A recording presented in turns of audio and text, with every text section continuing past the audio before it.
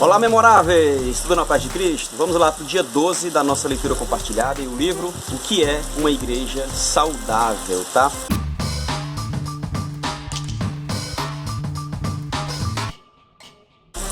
O dia 12 eu destaco a partir da página 58, quando ele vai falar ainda daqueles 6 pontos que nós conversamos no dia 11. E ele começa aqui, para mim o dia 12 começa no ponto 5, na igreja. E ele vai falar o seguinte: o que esses muitos filhos de Deus devem fazer? Manifestar o caráter de Deus, a semelhança e a imagem da glória do Filho e do Pai que está nos céus. Ele vai tratar em vários momentos sobre o ponto tal pai, tal filho. Tal pai, tal filho. Aí ele vai dizer que nós, como filhos, devemos revelar o caráter santo de Deus, a imagem, a semelhança de Deus, e ele vai pontuar algumas situações. Por exemplo, Jesus nos diz que sejamos pacificadores, visto que o Pai fez a paz entre Ele mesmo e nós, através do sacrifício do Filho Jesus. Jesus nos diz que amemos os nossos inimigos. Sabe por quê? Porque Ele, o Pai Celestial, amou a mim e a você, mesmo a gente mortos nos nossos delitos e pecados, separado dele, sendo os seus inimigos. Jesus nos diz que amemos uns aos outros, visto que ele deu a própria vida por amor de nós. Jesus orou pedindo que sejamos um, assim como ele e o Pai são um. Jesus nos diz que sejamos perfeitos, como é o nosso Pai Celestial.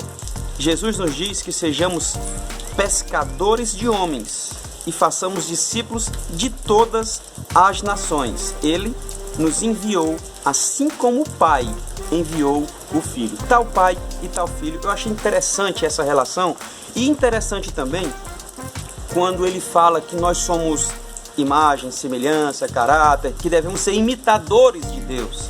Deixa eu só abrir um parêntese aqui em relação a esses imitadores, tá? Imitadores não quer dizer que nós seremos iguais a Deus. Imitadores não quer dizer que nós seremos perfeitos em sua essência. Não. Imitadores, se eu pedir para você imitar, sei lá, o Silvio Santos, o Faustão, você pode citar algumas frases, algumas palavras, alguns trejeitos desses homens e está imitando. Quer dizer que você está sendo perfeito na sua imitação? Talvez não. Alguns imitam melhores do que os outros. Alguns parecem tanto que chega a confundir. Outros, nem tanto. Outros parecem pouco. Enfim, como é a sua imitação quando você se detém, se propõe a imitar Deus, a imitar Jesus Cristo de Nazaré? Como você entende o Paulo falando: sede meus imitadores, como eu sou de Cristo? Será que você seríamos capazes de falar para qualquer pessoa: imitem a Cristo como eu imito, ou imitem a mim como eu imito a Cristo? Que difícil, não é? Para finalizar esse dia 12, lá no ponto 6, a glória, ele fala: você acompanhou essa história toda. Eis uma recapitulação desse tempo, desse capítulo, desse espaço. Deus criou o mundo e a humanidade para manifestarem a glória de seu ser. Adão e Eva, que deviam refletir a imagem do caráter de Deus, não fizeram. Nem o povo de Israel. Por isso, Deus enviou seu Filho para manifestar seu caráter santo e amável e remover a sua ira contra o pecado do mundo. Em Cristo, Deus veio ao mundo para revelar-se a si mesmo. Em Cristo, Deus veio ao mundo para nos salvar.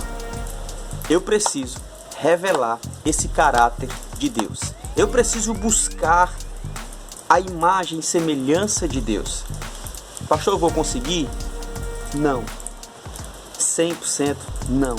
Mas nós precisamos buscar como Cristo fez.